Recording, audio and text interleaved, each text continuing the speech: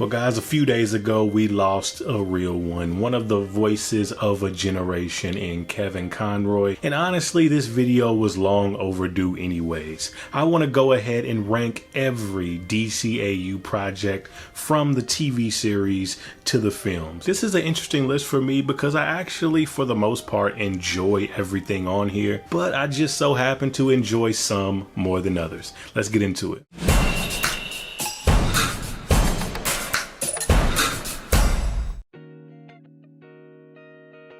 WB was going very kid-centric in the early 2000s and late 90s, and they were worried that a lot of the tones from some of their shows weren't attracting the kid audience that they intended to. Most of the people that were watching Batman Beyond and a lot of the newer DC shows were teenagers and young adults. I actually think the show was pretty interesting and a little bit ahead of its time. To make a kid's show about a fugitive on the run well before the craze of anti-heroes was a pretty risky move, and I think for the most part they nailed it. But something went wrong, and I don't quite know what. The show didn't get marketed very well, and for its time I think it was just a little bit too strange for the audience. But going back to watch a few episodes, it's a pretty fun show with a lot of really interesting concepts. It just didn't quite have the legs that they hoped. And next up is Batman and the Mystery of Batwoman, and I despise this movie for officially making canon one of the most problematic relationships in comic book history: Batman and Batgirl. I just saw the news and I was wondering if you'd gotten a new partner. Someone a little older. Why, Bruce Timm?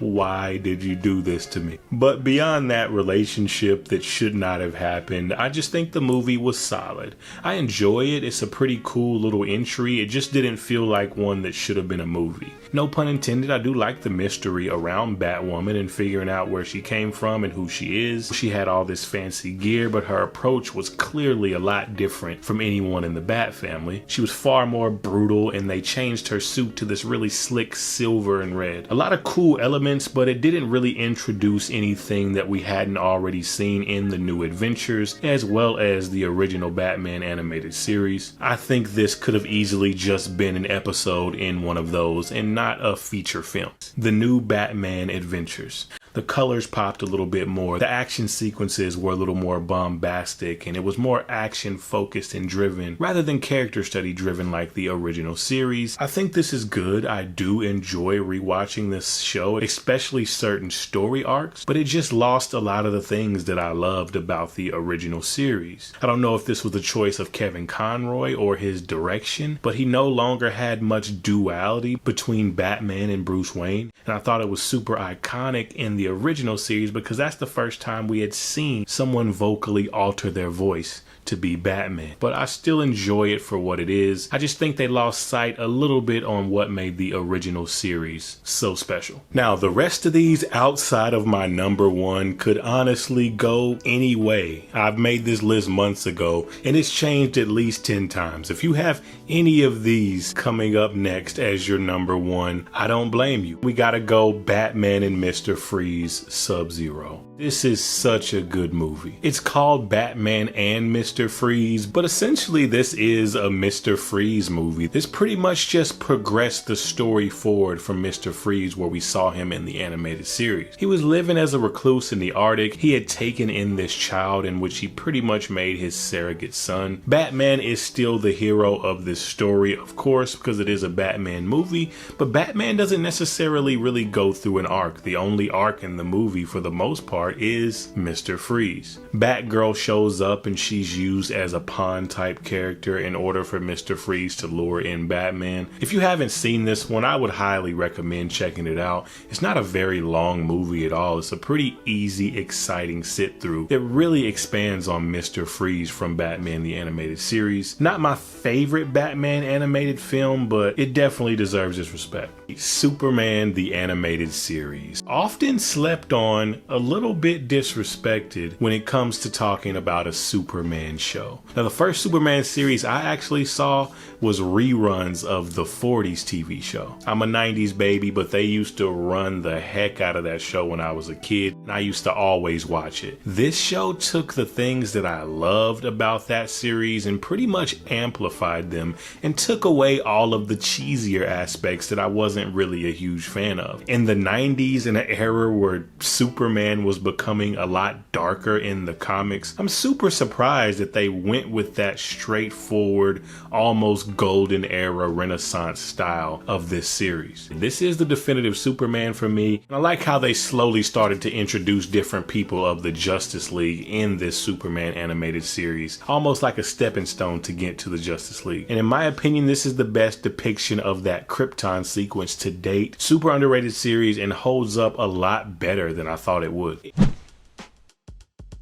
Now, this one's gonna seem a little out of context if you've never seen the Batman Beyond series, but like most things in the DCAU, it's just a really dope concept. So the Joker has been gone for many years at this point, as we see in the Batman Beyond animated series. But what's happened is the Joker is seemingly back, and it doesn't seem like a replica, it seems like the actual Joker. It's even voiced by Mark Hamill himself. They really do some really cool things by diving into the psyche of Tim Drake Robin, diving all the way back to the Batman episode where the Joker had kidnapped Robin and pretty much turned him into like a little Joker. Well, apparently that's not all he did. He implanted a little bit of his subconscious in Tim Drake so that he can one day wake up again in the future. And they do some really cool things with that. Super underrated movie that kind of goes untalked about in the DCAU mythos. It's very dope and it's worth the watch. Number 5, I gotta go, the OG Static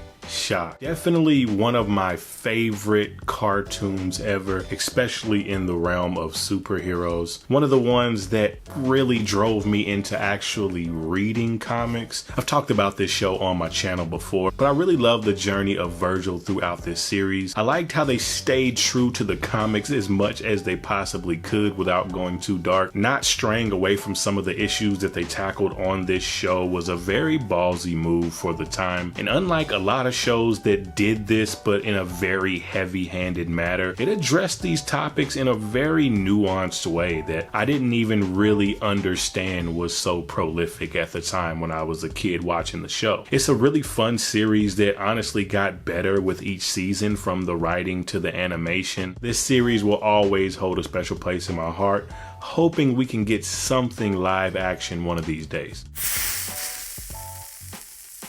I pretty much love this show for the same reason that I love the original. It really did a lot to expand the world and the lore of the DCAU, giving us a lot of characters that I'm sure some people thought they would never see on a TV screen. And as a Batman fan, this was also the era where the almost mythical creature version of Batman started to become really popular. And as a kid, I used to really love it, but as I get older, it's kind of bittersweet. I find it a little hard for people to tell more grounded Batman stories because most people's vision of Batman is that mythical, almost godlike version of a man. But regardless, I still really love this show, man, and just all the characters it introduced. Justice League and Justice League Unlimited got so many young audiences to then become comic book readers, man. It sucks that the live action properties didn't take more notes from the DCAU. They pretty much had the blueprint of how to build up into a team even before the MCU was a thing. But hey, can't change the past, hindsight's 2020. Number 3, I gotta go Batman Beyond, another show that I've talked about on my channel already, following a young Terry McGinnis who has a pretty insane backstory once you find out everything you find out in Justice League Unlimited. This show follows Terry McGinnis, a young guy taken under the ward of an old decrepit Bruce Wayne who's pretty much been a hermit at this point, but Terry comes to him for help. Bruce Wayne, being the hermit he is, turns him down, so Terry McGinnis steals one of his prototype suits. This was a really dope continuation of Batman the Animated Series, seeing all those years into the future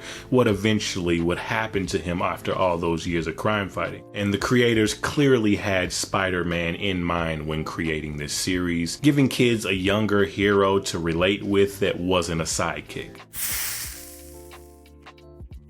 This movie takes place within a very specific part of the DCAU Batman's journey. He's a little bit younger, a lot more green, and he's not as polished as we see him starting out in the Batman the Animated Series. It's cool to see Bruce Wayne not so jaded and out of touch. He feels a lot of feelings. He's borderline emo in this movie. Also, the twist villain was handled perfectly, and I've said it before and I'll say it again. Whether you're talking comics, movies, series, animation, or live action, this is one of the best Batman stories ever. And I wish they did these type of in-canon stories for more characters from the DCAU other than just Batman, because I think a few could have used them, like Flash and Superman and Green Lantern. I think that would have been really cool extensions to the universe that we just didn't get to see. Last but not least, number one, the GOAT, the OG,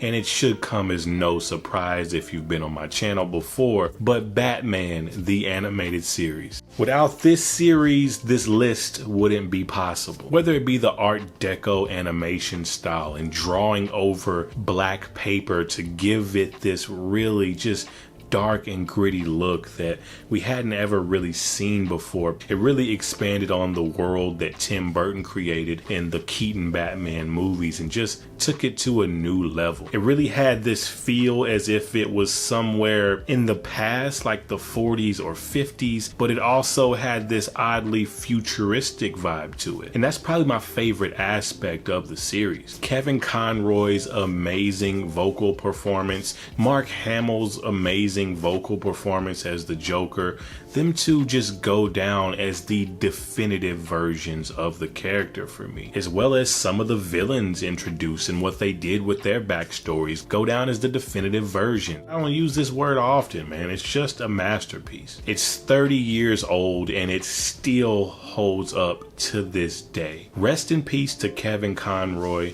Thank you for all you have done as the Cape Crusader. You are my Batman, countless shows, countless movie appearances, and even being able to finally in physical live action form pop up as Bruce Wayne in one of the CW Arrowverse series where everything pretty much just came full circle, man. 30 years, voice of a generation. On my Patreon, I'm going to do a list of my favorite Kevin Conroy performances. If you want to check that out, it'll be up in a week or so. The link to my Patreon will be in the description. This is Nerdy Before It Was Cool, where we nerd out over TV and film. I'm Eddie, and I'm out.